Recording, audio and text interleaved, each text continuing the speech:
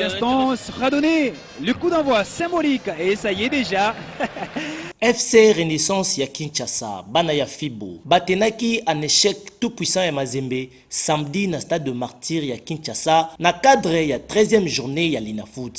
Sima ya arbitre kobeta piololo bondi melangai ki match ebandaki entre tout puissant Mazembe ya Lubumbashi na FC Renaissance ya Kinshasa. Wapi sima ya kondongwa na pe koluka nani ya kochabi boye bake balushwa ya Lubumbashi tout puissant Mazembe ba Corbeau bazalaki bongo piégé na penalty oyo wapi Sidibe ayaki kofungola bi ya Mazembe pe stade etelema.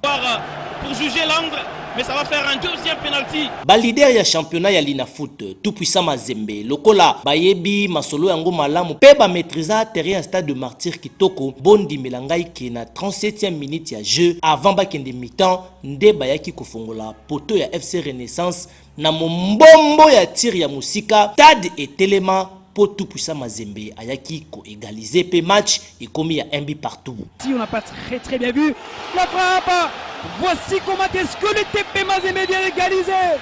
Quel joli but! Sima ya kobeta bayaki bongo kokende mi-temps pe na kozonga na bango malgré les deux équipes bazalaki koluka moyen ya kochabi kas match isukaki bongo kaka na un but partout na yango boyebaki ba protéger ya miyayo tout puissant Mazembe bango batikali toujours leader na championnat avec 36 points wapi bazana 11 victoires 3-0 pe défaite moko na 15 matchs au déjà babeti. Côté ya FC Renaissance bana ya Fibo boyebaki bango bazali bongo na 10e position avec 20 points. Na kotala ba match pe ba sorti nyonso oyo basali na cadre ya Linafoot. Il a mis Sylvain Gou hors d'état de nuire et cette